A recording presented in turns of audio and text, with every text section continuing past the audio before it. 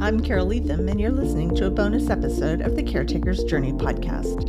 I am your host, and I want to welcome you to day 11 of our Caretakers 31-Day Resolve Challenge. Today is January 11th, and our focus today is on prioritizing mental health. So grab your Post-it note and write, I resolve to seek therapy or counsel if caregiving feels overwhelming.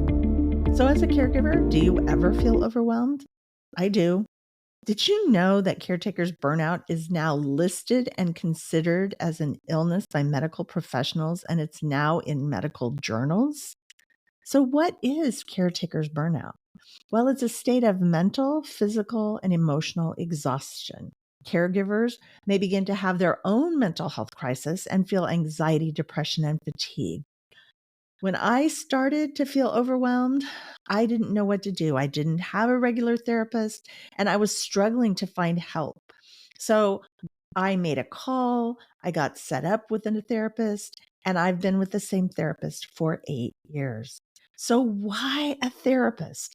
Well, therapy can plan this crucial role. It can play a crucial role, It can play a crucial role in addressing the burnout by providing a safe space to express your emotions. Sometimes I just need to dump. I need a place where I can safely talk about what I'm feeling.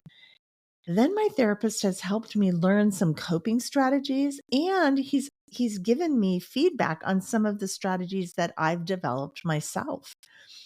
He's also encouraged me to develop self-care routines and holds me accountable to make sure that I'm doing them. My therapist also helped me learn to set boundaries. There were some boundaries that I needed to set for myself, with myself, for myself with my husband, for myself with my family, for myself with my mom. And this helped me manage my stress and navigate the challenges that I was facing way more effectively. When I have coping strategies, I do better. And I, for the long time, did not have healthy coping strategies. I learned skills that helped me regain the balance in my life. I got a new sense of happiness, hope, and pleasure. Now, my therapist retired, so I'm in the process of finding a new therapist. So I have been interviewing. I've interviewed a couple. The first one was a train wreck, but the second one went really well, and I've set myself up with an appointment to meet with her in a few weeks. I am excited because I know the importance of sitting down with a good therapist and talking through what's going on. I have learned skills like how to listen. Did you know that there's a way to listen? And also how to communicate, which I'm going to talk more about tomorrow on day 12. But if you're feeling overwhelmed, we tend to think that we're all alone. And then if you're anything like me, you tend to isolate and pull away from the people who love you. I'm so thankful that I have a couple of girlfriends in my life who, if they haven't heard from me for a couple of days, they'll text me and go, hey, where are you?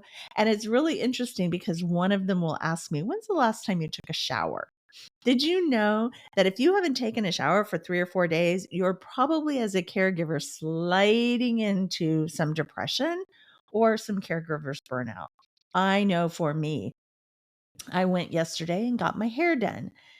And one of the things I noticed is that it had been 8 weeks since I had gotten my hair done. Now, there were other circumstances involved, but I was not making it a priority. I was not texting and saying, hey, do you have a cancellation? Do you have an appointment?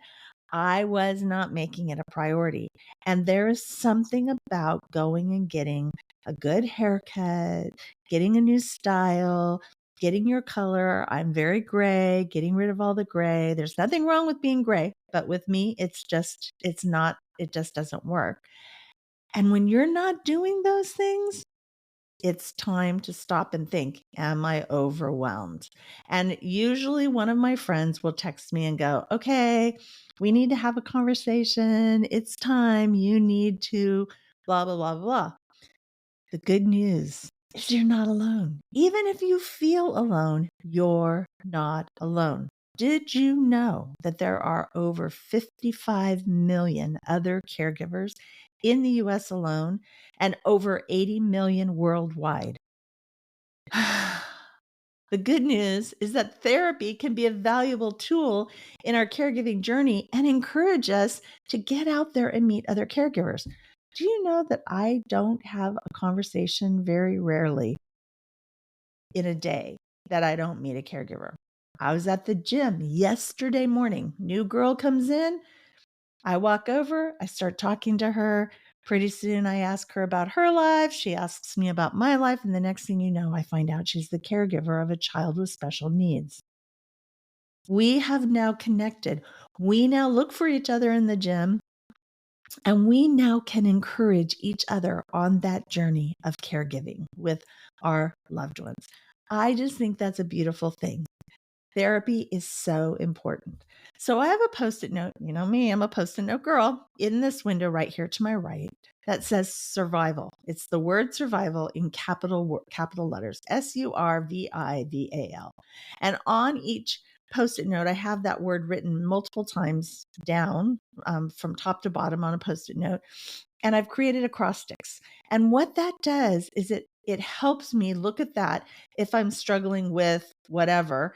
And I have 4 or 5 survival Post-it notes, and each one has different words attached to it. So this particular Post-it note about survival is to remind me to ask for help.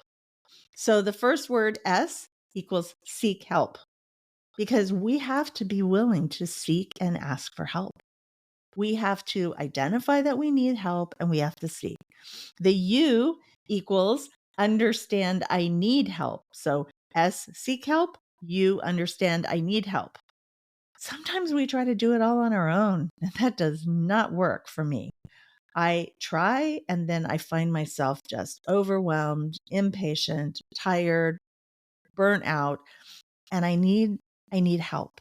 And my therapist sometimes will say, I'm going to pull out the book of Carole. That's what he called it, the book of Carole, because we had an 8-year relationship.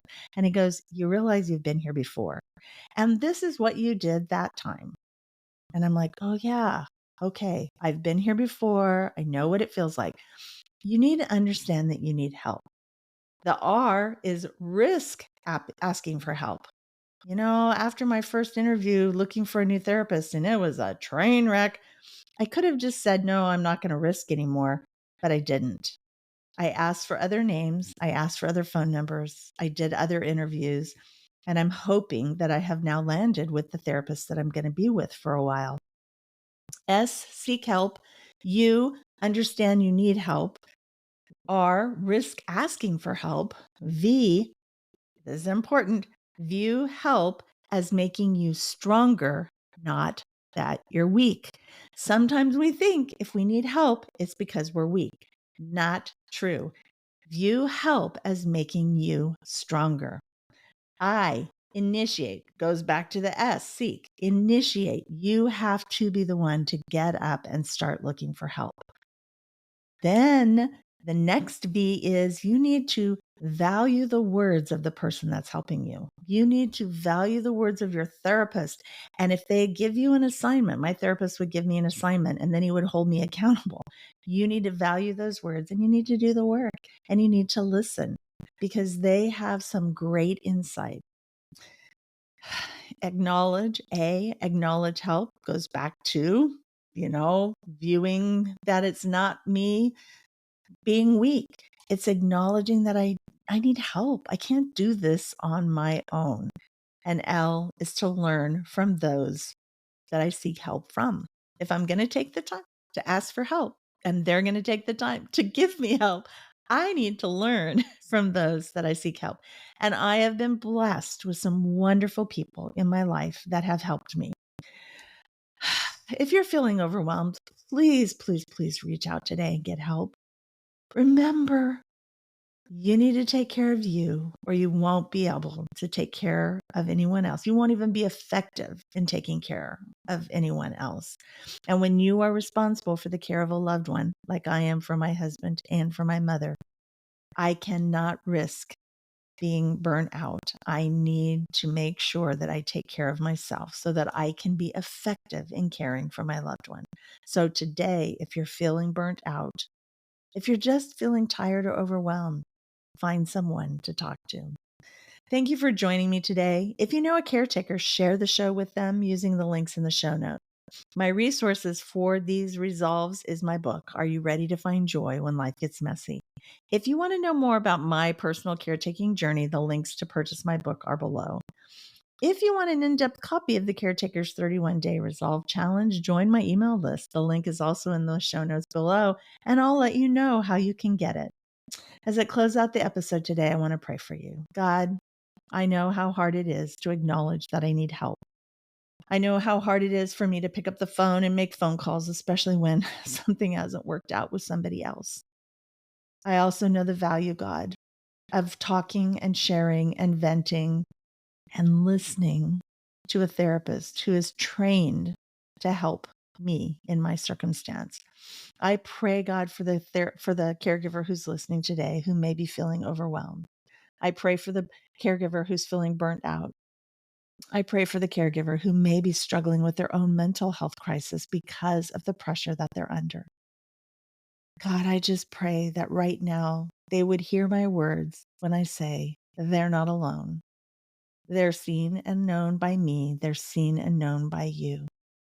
God, we exist together because we have this in common. And so, God, I just pray right now that they would not feel like they are alone. I also pray, God, that they would feel the urge to get up and make a call and find someone to talk to. Thank you, God, for loving the caretakers. Thank you for being there. Thank you for walking before us and beside us. We ask all this in your precious Son's name. Amen. Let me bless you.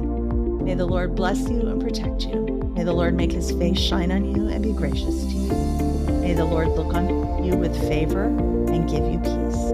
I'll be back for tomorrow for day 12. And until then, it's all about